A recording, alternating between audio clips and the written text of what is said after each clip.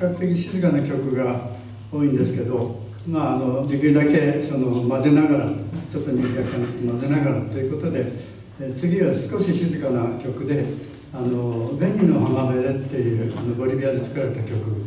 これをいきたいと思います。これ楽器はケナーチョ、いろんなやり方があると思うんですけど、今回はケナーチョでやって、それから転調してG 管って言いますかね、普通のケナーでやりたいと思います。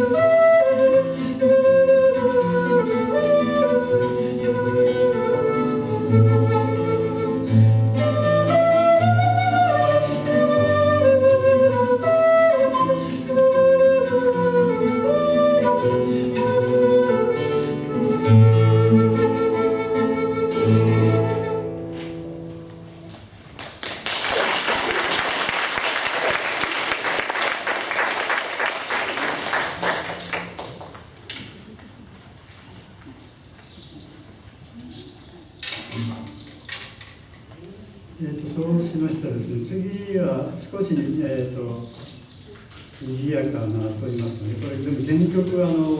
皆さんご存知かと思うんですけど、ペーニャっていうボリビアのテーナ奏者、有名なテーナ奏者がいるんですけど、この方の、CD を聴いて、あ、いいなと思って、でちょっとやってみました。あちらはかなりゆっくりなんですね。でもやっぱりアマチュアはあんまりゆっくりやるとあらが全部出てしまうので、比較的ちょっと賑やかめに早めにということで、やります。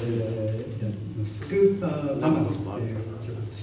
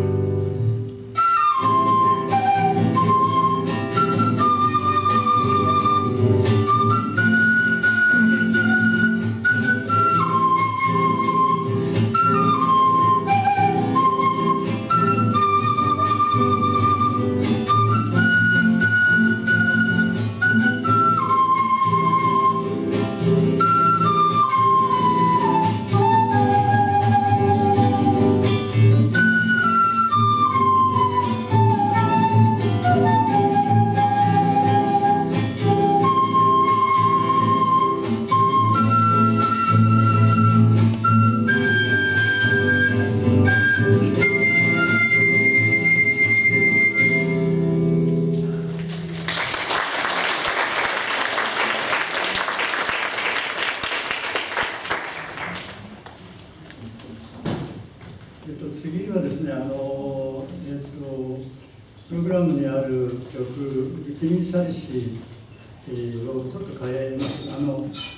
よくですね、次があるんですけど、練習してて、当日になってですね、パッと「あ、ダメ、これ今日はダメ」とか言うんでですね、別の曲に変えることがあるんですけど、今日はそのあれが1個出て「君去りし夜」というのを変えまして、これ皆さんご存じの方いると思うんですけど、昔ですね、長谷川清と加藤時子これが多いんですよ、最近。加藤時子がやったものでですね、灰色の瞳っていうんですね。ちなみにですね、この灰色の瞳っていうのは、ここのところは言ってないですけど、ミネラモスの後輩にあたる、オラルテっていうアルゼンチンのテニス奏者が言えるんですけど、その方とたまたま会った時にちょっと聞きましたら、この灰色の瞳っていうのはミネラモスの奥さんですね。結婚前だったと思うんですけど、その奥さんがロシア人というこあ、それで灰色の瞳なんだっていうので聞いたことがあります。じゃあそれをちょっと見せて。